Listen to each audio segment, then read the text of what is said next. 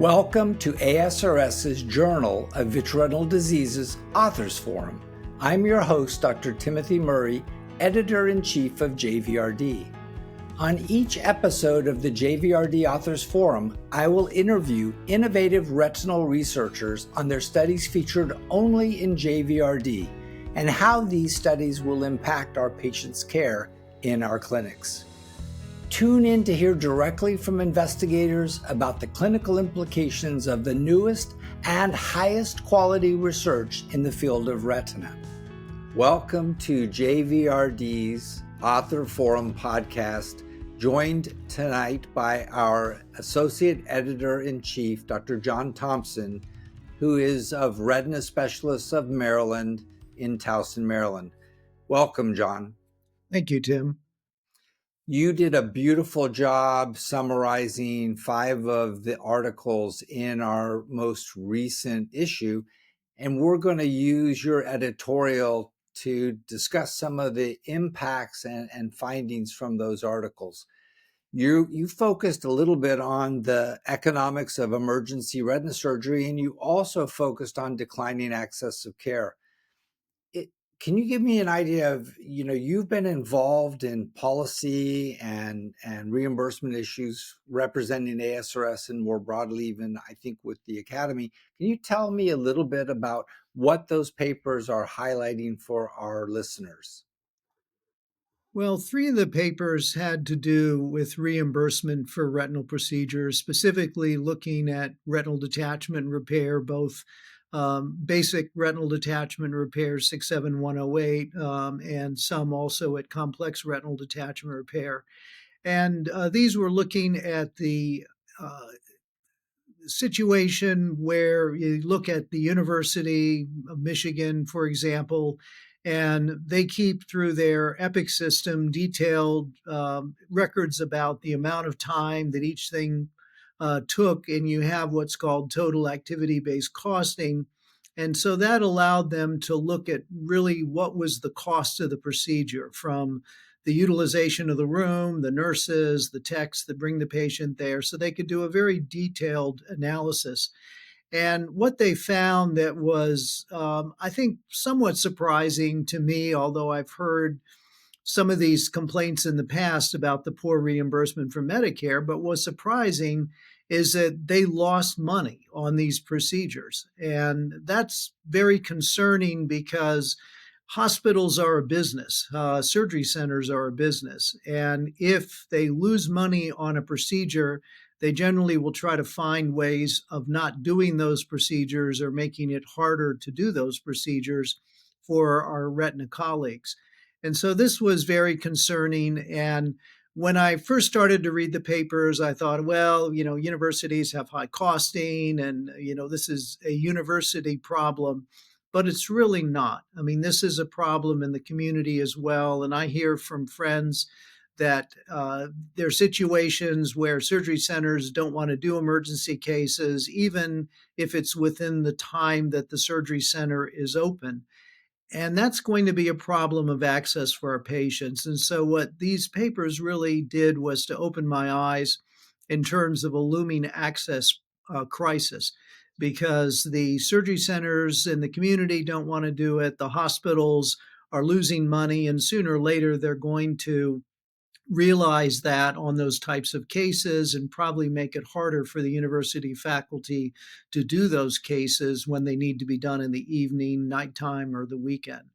So that, I think, really is the gist of it, is that we are going to have more and more problems doing these cases, which are very important because repairing a retinal detachment for a patient, whether it's a first operation or a complex reoperation, these are very valuable services for those patients, and they do a lot of good for the patients. But to have the hospitals and surgery centers losing money on them is a problem, and this is going to come to bite us more and more. Well, I thought it was really interesting because I, as you, have been aware of sort of the declining reimbursement, but I've been amazed that we've had significant improvements in our time efficiency. So doing a diabetic traction retinal detachment that would take 4.5 hours in the past, it's a much shorter time point for us. But we're suggesting that even though the times of our surgical procedures are shortened, the reimbursements are being impacted more significantly than the time improvement. That's a little bit scary. One of the interesting thing in several of these articles is they calculated what would be the time that it takes to do the case to break even. And most of the times these cases were taking, an hour and a half or even longer, and the break even times were around 55 to 60 minutes. And truthfully, except for an extraordinarily simple case, we just can't do the cases that quickly.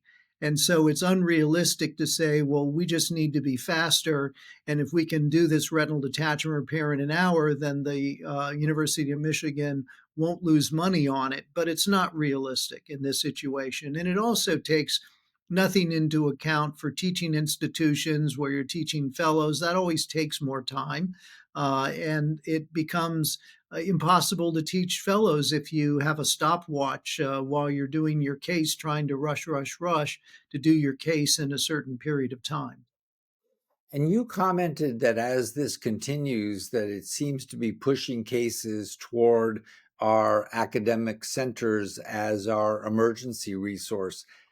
You felt, and I agree, that that's not an ideal solution. I think that we really need to think more broadly about how we get these patients effectively taken care of within our practices. I agree. And I believe that pushing the cases toward the university, a healthcare regulator might say, well, that's a good thing. They do lots of these emergency cases, but it's actually bad for patients because these university centers are typically concentrated in large metropolitan areas, and retinal detachments happen in rural areas too. And it makes a lot more sense for the patient to have their retinal detachment repaired locally if the surgeons have the expertise in their local hospital. It makes it much easier for them to follow up. And certainly, follow up is very important for these retinal detachment cases. Some eyes redetach. And so, patients cannot realistically travel the long distances unless they have extremely good family resources. And so, this is actually a bad thing for these cases to get, funneled toward the university centers.